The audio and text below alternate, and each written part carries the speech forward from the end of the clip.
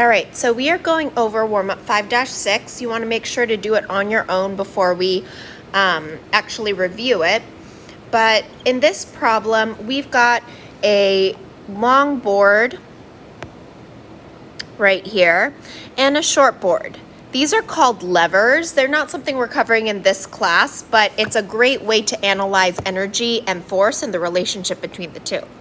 So first of all, we want to think about how much energy it takes to lift this rock up the block. And secondly, we want to determine how much force it takes, depending on which board we use, the long one or the short one. Now, in our class, the students generally understood the concept. I had a few that answered that it would be more energy for the short board, but majority of students answered C.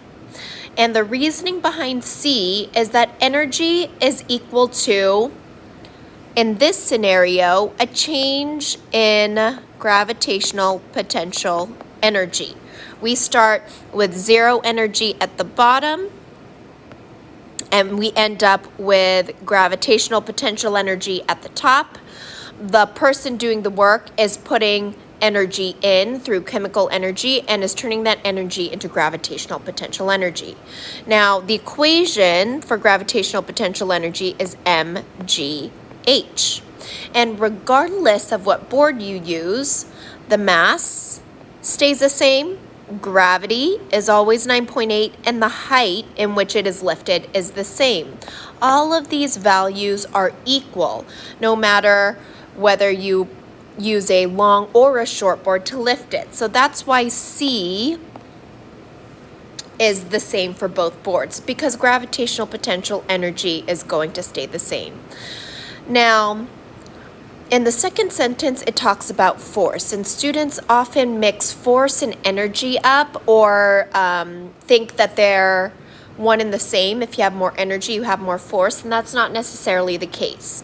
So there were a few students that answered the long board.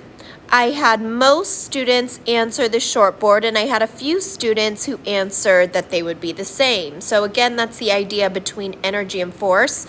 Just because energy is the same doesn't mean force is the same. So how is it that the force is greater for the short board, and this is correct, but the energy stays the same? Well, our equation for energy is equal to work, and work is equal to force times distance.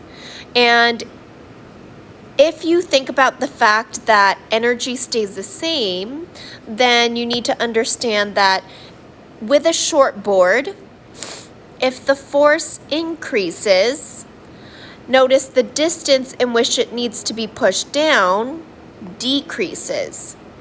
And